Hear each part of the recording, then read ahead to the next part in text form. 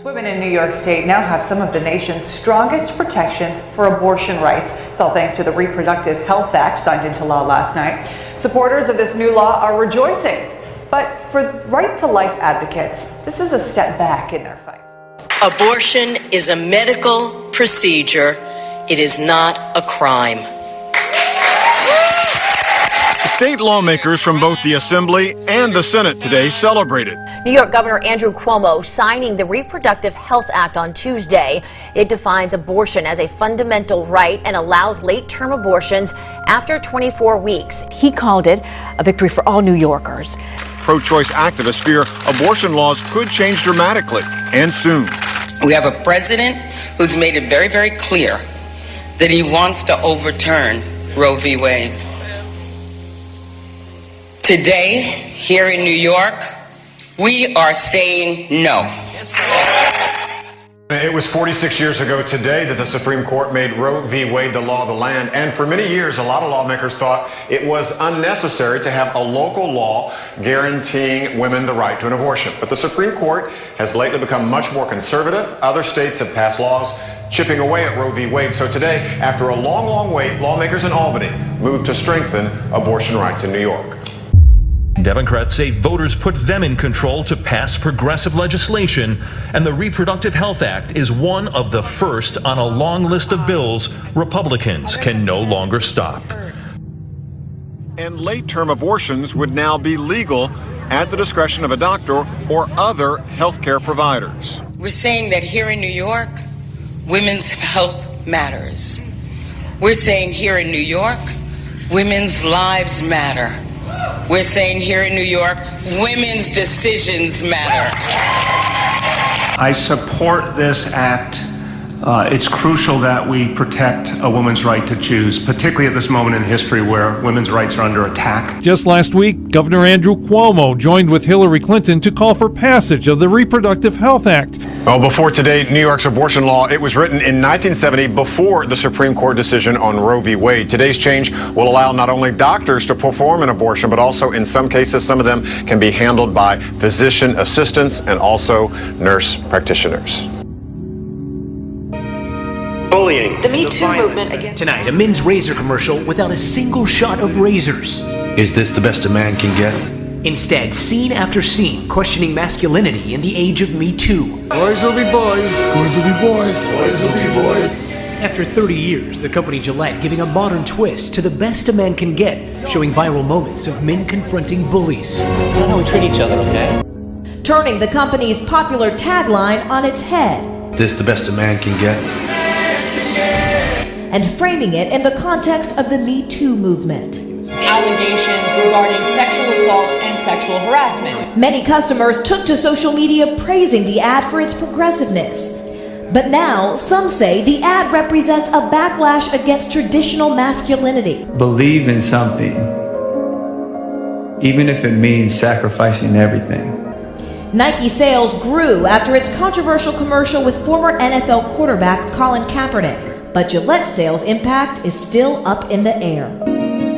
We believe in the best in men. Gillette, the latest big brand to create commercials around social justice campaigns.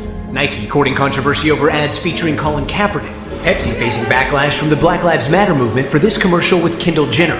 In a statement, Gillette saying, "It's time we acknowledge that brands like ours play a role in influencing culture." But what is going to be the mission of this new religious system? Well, it's going to be social justice. One New York psychologist by the name of Jonathan Haidt goes on to say, there is a relatively new secular religion of social justice. An atheist blogger I came upon made this comment about his observation. Now, he's an atheist, and he doesn't like religion and isn't favorable to religion, but nonetheless, he was very concerned by what he saw happening. He says, I am one of a growing number of people noticing how social justice has blossomed into a religion over the past few years and has adopted many of the most pernicious aspects of religion. An unchangeable dogma, disregard for facts, conformity, heresy hunts to weed out critics, extreme commitment to ideological purity. He goes on to say, I hate to say it, but it seems that some of the criticism from the religious may have been right. Social justice has morphed into a new ideology based on an obsession and exaggerated perceived victimhood and oppression, where getting the right gender pronouns are as important as actual racism. He goes on to say,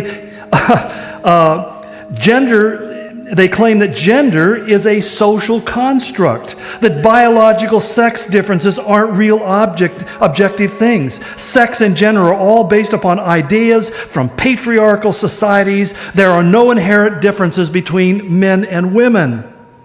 Humans, they say, are blank slates. He goes on to saying criticizing Islam is racist, that black, brown people and women are always more oppressed than white men. You're not allowed to talk about women's issues if you're a man, or talk about racism if you're white. And if you don't want to have sex with or date a trans person, you're transphobic. Once again, ma'am. I said both of you. No, you said sir. Once again, it's ma'am. Well, this video from right here in New Mexico is going viral online. A transgender woman losing her cool when she says an employee at an Albuquerque video game store called her sir instead of ma'am. Excuse me, it's ma'am.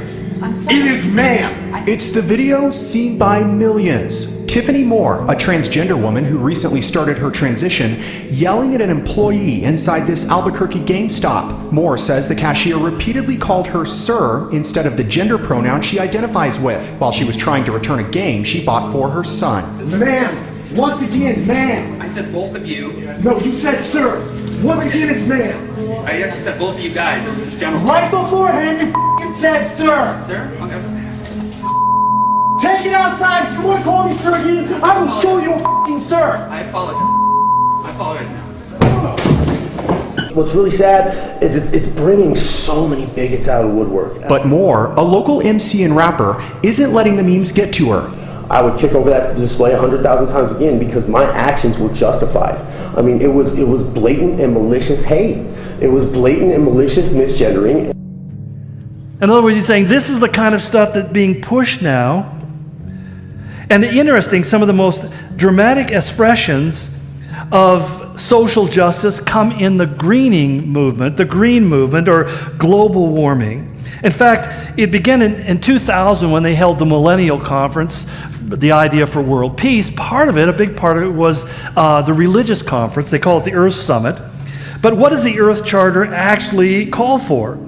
Number one, a global partnership to care for the Earth's fundamental changes. And what's needed are the fundamental changes in our values, our institutions, and our way of living. The emergence of a global civil society is creating new opportunities to build a more democratic and humane world. Our environmental, economic, political, social, and spiritual challenges are interconnected. And together we can forge inclusive solutions and support the implementation of the Earth Charter principles with an internationally, legally binding instrument on environment and development, and to promote the equitable distribution of wealth within nations and among nations. It was Mikhail Gorbachev, the former head of the Soviet Union, now a thoroughly avowed socialist capitalist. He said of this, he says, "My hope is that the Charter will be a kind of 10 Commandments, a Sermon on the Mount that provides a guide for human behavior toward the environment in the next century and beyond." The former head of the United Nations Intergovernmental Panel on Climate Change, IPCC, they're the ones who keep on issuing these reports about how the Earth is warming faster and faster, and we're pretty much going to be a beachside city within the next few decades. Rajendra Pachauri, who was formerly the head, he said, "For me, the protection of planet Earth, the survival of all species, and sustainability of our ecosystem is more than a mission. It is my religion and my dharma." The dharma means this is what I was created to do. And Pope Francis, in his first encyclical, if you're not a Catholic, or maybe you are a Catholic and don't know what it is, there is basically a statement that the Pope issues so often to outline what are the moral prerogatives, the things that are issues of today that we need to be morally focused on. And essentially, if you go against what he says, then you are declared as being an immoral person. Well, in his first encyclical, what was the very first item he said that we needed to address? And it was climate change. In essence, declaring it as the preeminent moral issue of our time. And what was noticeably absent was any reference to abortion. It was the 76th Golden Globe Awards, Tinseltown's finest managed. They finally managed to avoid directly attacking the president at the ceremony, but actor Christian Bale, he thanked Satan in his acceptance speech for inspiring his role as Dick Cheney. For all the competition, I will be cornering the market on charisma free. What do you think? Mitch McConnell next? That could be good, couldn't it? Thank you to Satan for giving me inspiration on how to play this role. Yeah, but you just refer to Satan. Hollywood wonders why their big salaries are going down and box office receipts are low. Former Vice President's daughter, Liz Cheney, fired back this morning on Twitter, posting, quote, "Satan probably inspired him to do this too." Christian Bale arrested for assault on a mother and a sister. Let me just go down the greatest hits. Let's just show our audience what I mean when I talk about Hollywood hate. Let's roll the tape. Yes, I have thought an awful lot about blowing up the White House. When was the last time an actor assassinated a president? It's been a while. And maybe it's time. How dare he say the things he does? Of course I want to punch him in the face. Right. We change governments here at home in an orderly and formal way. And in that orderly and formal way and lawful way, we need to overthrow the government of the United States under Donald Trump. Allie, I could go on for an hour playing this tape. There's a lot of hatred out there. Why? Right. And yet, despite the obvious, we find that there is a non-logical approach to this and many other issues, because there's such a desperation in our world today to find harmony. And that's not a bad desire. Let's not mistake. We all want to live in a peaceful environment. We wish we could all get along. But the idea that that's going to happen by simply melding us together religiously seems completely out of reality. The second argument that is used for why we need to have one world religion, or at least harmony amongst them, is that religion is the chief cause of wars and terrorism. In fact, Richard Dawkins, another very famous, wrote the book called The God Delusion, and he's one of the more famous atheists making the rounds these days. He says, if religion were somehow abolished, there would be a much better chance of no more war.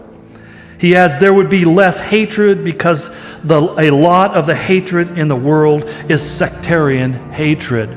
Now, the problem with men like Dawkins and Harris and many others is they make these very direct assertions that seem to make sense to people who don't know the facts. The facts are completely opposite. In fact, there's one organization called the Institute for Economics and Peace. In 2013, they did a historical survey of past and present conflicts, war conflicts, and they came to an interesting conclusion. They said they found no general causal relationship between religion and conflict. Only 14% of armed conflicts in history have had a religious element.